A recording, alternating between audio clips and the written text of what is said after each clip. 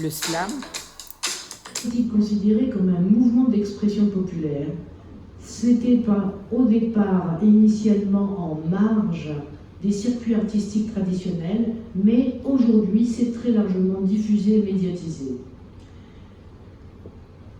On peut dire en 2004, en France, réunion 2004, on est au XXIe siècle, réunion à Nantes d'équipes de poètes qui viennent de toute la France.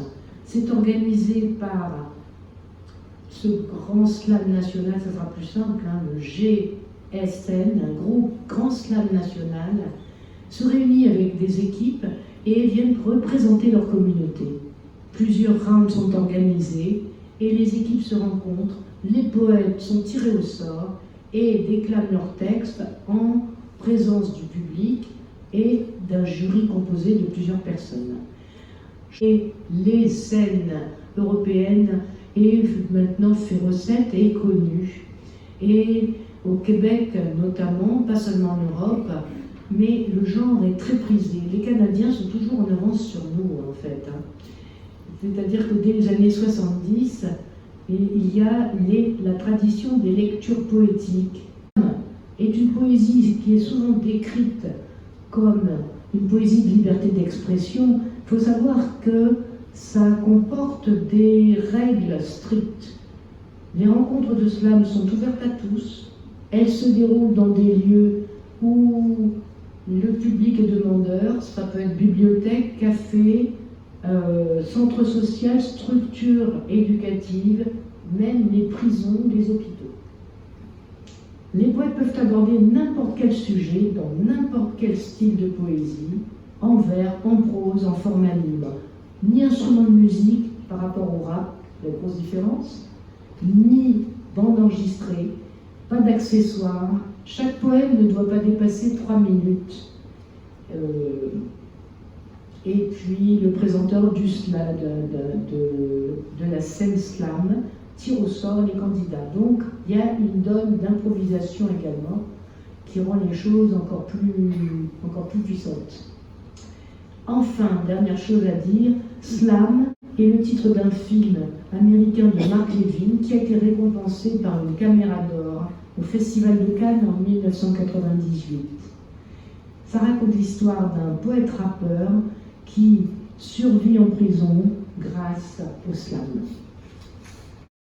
L'atelier d'écriture Désigne un lieu coopératif qui est consacré à l'écriture, une écriture qui va susciter la créativité des participants avec des contraintes.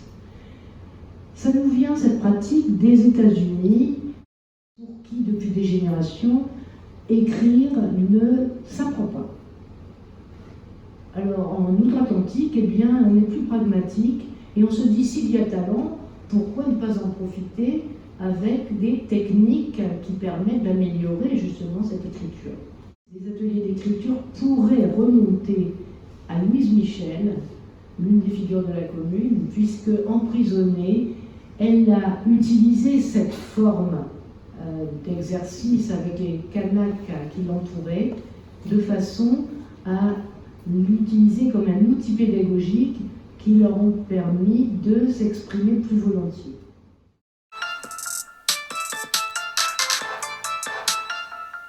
Lire les mots de Baudelaire, poète du 19e siècle. Je vous demande d'accueillir un poète du 21e siècle. Voici Grand Corps Malade. Bonsoir Fabien. Bonsoir. Bonsoir.